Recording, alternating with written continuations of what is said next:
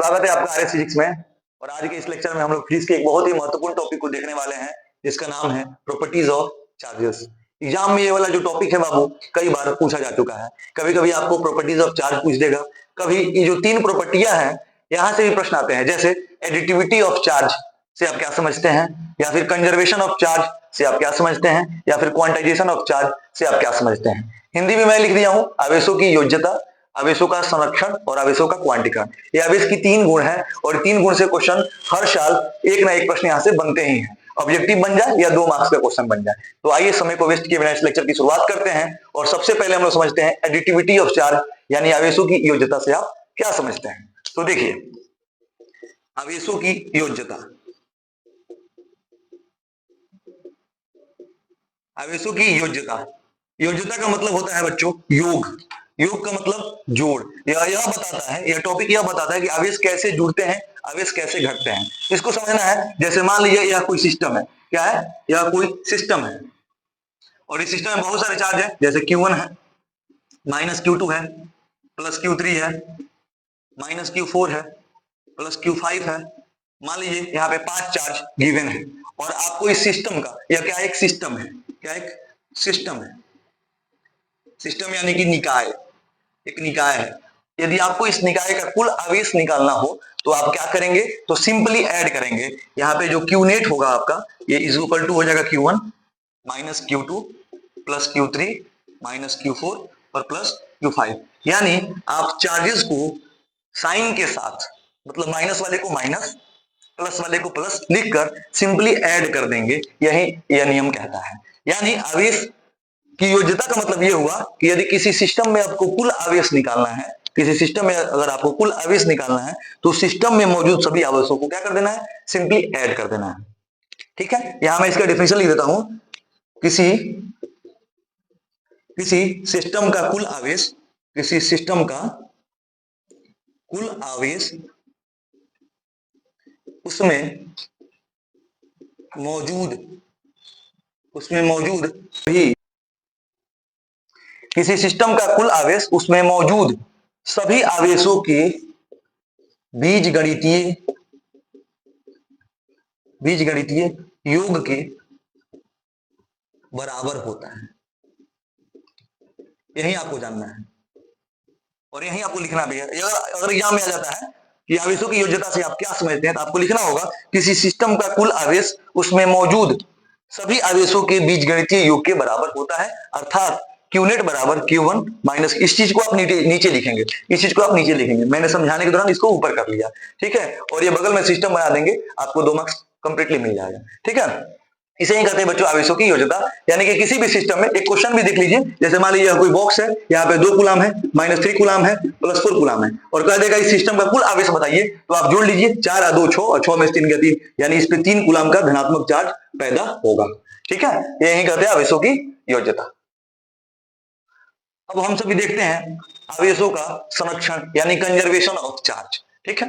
आवेशों की योज्यता हमने पढ़ ली, अब हम लोग पढ़ने जा रहे हैं कंजर्वेशन ऑफ चार्ज, यानी आवेशों का संरक्षण। इसको बड़े ध्यान से देखिएगा,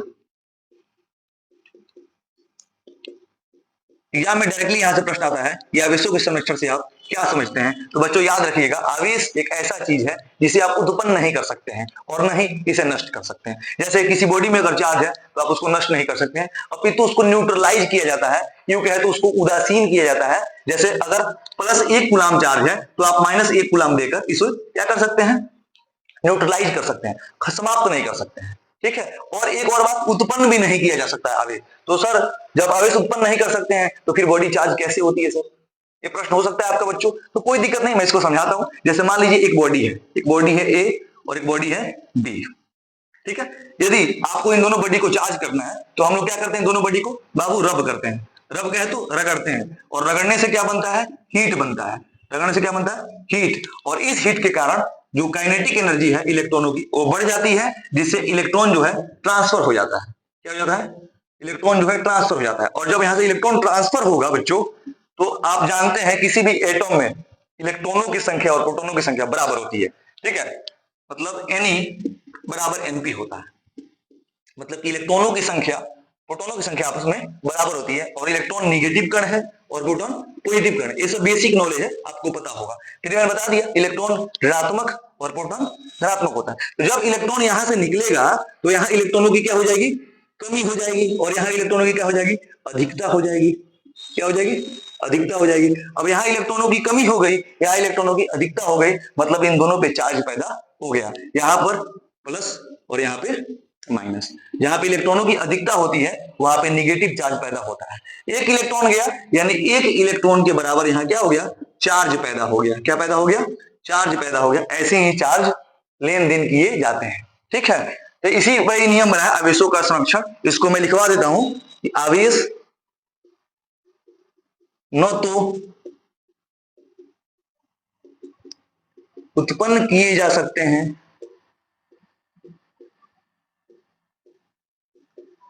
और न ही नष्ट, केवल एक वस्तु से दूसरे वस्तु में स्थानांतरण किया जाता है, किया जाता है। मतलब कि बच्चों आवेशों का, आवेश न तो उत्पन्न किए जा सकते हैं और न ही नष्ट, केवल एक वस्तु से दूसरे वस्तु में स्थानांतरण किया जाता है। मतलब कि आवेश को हम जनरेट नहीं करते हैं, नष्ट नहीं करते हैं, एक बॉडी से दूसरे बॉडी में ट्रांसफर करते हैं। किसके माध्यम से बच्चों, इलेक्ट्रॉनों के माध्यम से। एक और इंफॉर्मेटिव चीज आपके लिए कि जो इलेक्ट्रॉन है उस पर कितना चार्ज होता है, तो 1.6 इंटू 10⁻⁻19 कूलम का निगेटिव चार्ज होता है। इसको आप याद रखेंगे, का निगेटिव चार्ज होता है। और एक प्रोटॉन पे बच्चों 1.6 गुणे 10⁻⁻19 कूलम का ही पॉजिटिव चार्ज होता है। वीवीआई प्रश्न है, दोनों को याद रखिएगा। तो अगर आप एक इलेक्ट्रॉन दे रहे हैं, यहां से प्रश्न बनते हैं, जैसे कहता है कि यदि किसी बॉडी को हमने 2 इलेक्ट्रॉन दिया तो बताइए उस पर कितना आवेश पैदा होगा। तो 2 इलेक्ट्रॉन का मतलब 2 इंटू 1.6 इंटू 10⁻⁻19 कूलम। इसको सॉल्व करिएगा 3.2 इंटू 10⁻⁻19 कूलम। बड़े आसानी से आपने बता दिया कि इस वस्तु में कितना आवेश गया होगा, सिर्फ इलेक्ट्रॉनों की संख्या से। ठीक है, और एक और बात, ये निगेटिव होगा कि पॉजिटिव, तो इलेक्ट्रॉन हमने दिया है, तो कैसा होगा, निगेटिव होगा। इतना याद रखिएगा कि जिसमें इलेक्ट्रॉनों की अधिकता होती है वो निगेटिव, जिसमें इलेक्ट्रॉनों की कमी होती है वो पॉजिटिव। तो ये रहा आपका टॉपिक आवेशों का संरक्षण, अच्छे से पढ़िएगा। अब हम लोग करते हैं क्वांटाइजेशन। अब देखते हैं बच्चों क्वांटाइजेशन ऑफ चार्ज, यानी आवेशों का क्वांटीकरण। ठीक है, थर्ड पॉइंट है आवेशों का क्वांटीकरण।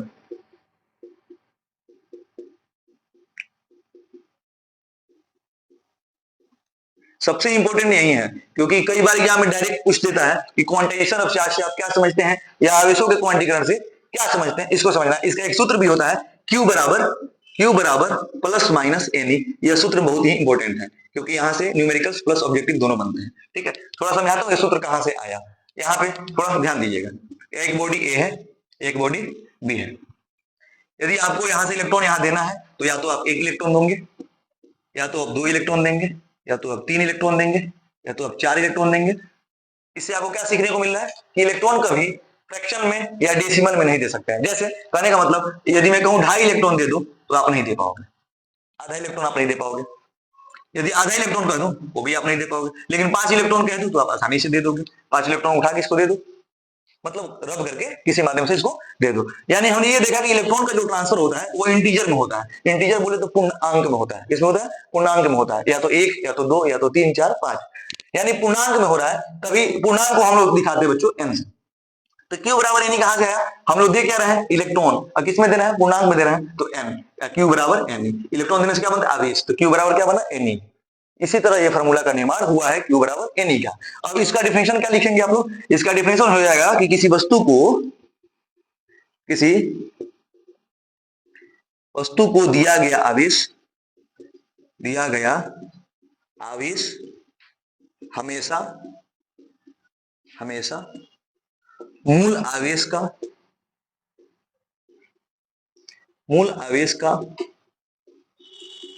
पूर्णांक गुणज होता है। मूल आवेश, थोड़ा मूल आवेश को बच्चों समझ लो। मूल आवेश किसे कहते हैं, इसको थोड़ा समझ लो। मूल आवेश को हम लोग कहते हैं फंडामेंटल चार्ज। क्या कहते हैं, फंडामेंटल चार्ज। समझना इसको क्या कर, बहुत ही आसान है। मूल आवेश किसे, एक इलेक्ट्रॉन पे जो आवेश होता है ना, एक इलेक्ट्रॉन पे कितना आवेश, 1.6 गुणे 10 का पावर -19 गुलाम। यही जो चार्ज है बच्चों, इसे ही मूल आवेश कहते हैं, क्योंकि इससे कम आवेश किसी वस्तु को आप नहीं दे सकते हैं। आपको एग्जाम में पूछा जा सकता है, आपसे पूछा नहीं है, मगर भाई द वे अगर पेपर में थोड़ा ट्विस्टिंग लाना हो सरकार को, तो ये क्वेश्चन पूछ सकता है, किसी वस्तु को दिया गया न्यूनतम आवेश होगा, और अच्छे अच्छे लोग इस क्वेश्चन का जवाब नहीं दे पाएंगे, सोचने लगेंगे, लेकिन आपको नहीं सोचना है। किसी वस्तु को दिया गया न्यूनतम आवेश 1.6 गुणे 10 का पावर -19 गुलाम होगा। This is the minimum value of the charge given to a body. Why? Because it is known as the fundamental charge. तो आप इसका जवाब देंगे, क्योंकि आप आर एस फिजिक्स से पढ़ते हैं, रमन सर से पढ़ते हैं, बिल्कुल देंगे इसका जवाब। ठीक है, तो देख लीजिए आवेशों का क्वांटीकरण। किसी वस्तु को दिया गया आवेश हमेशा मूल आवेश का पूर्णांक गुणज होता है, मतलब इससे हमेशा अधिक होगा, इसके पूर्णांक में होगा 2 गुना, 3 गुना, 4 गुना। इससे कम आवेश संभव है बाबू? कभी भी संभव नहीं है। ठीक है, तो आपका क्वांटीकरण भी खत्म हुआ, यानी आज हमने प्रॉपर्टीज ऑफ चार्ज को खत्म कर लिया। ज्यादा से ज्यादा दोस्तों के बीच हमारे वीडियोस को शेयर कीजिए, लाइक शेयर और सब्सक्राइब कीजिए। ऐसे ही एक एक टॉपिक और एक एक वीडियो आपको मिलते रहेगा। अगले वीडियो में हम लोग उपस्थित होंगे अध्यारोपण का सिद्धांत लेकर, ठीक है, या फिर कूलॉम्स लॉ लेकर, मतलब आपके बिहार बोर्ड का जितना इंपॉर्टेंट टॉपिक होगा एक एक करके मैं कराते जाऊंगा। सिर्फ वीडियो से जुड़ जाइए, 3 महीने के अंदर आपका रिजल्ट की 70/70 की गारंटी, यही हमारा मोटो है और इसी पे मुझे चलना है। ठीक है, तो मिलते हैं अगले वीडियो में, फिलहाल के लिए जय हिंद।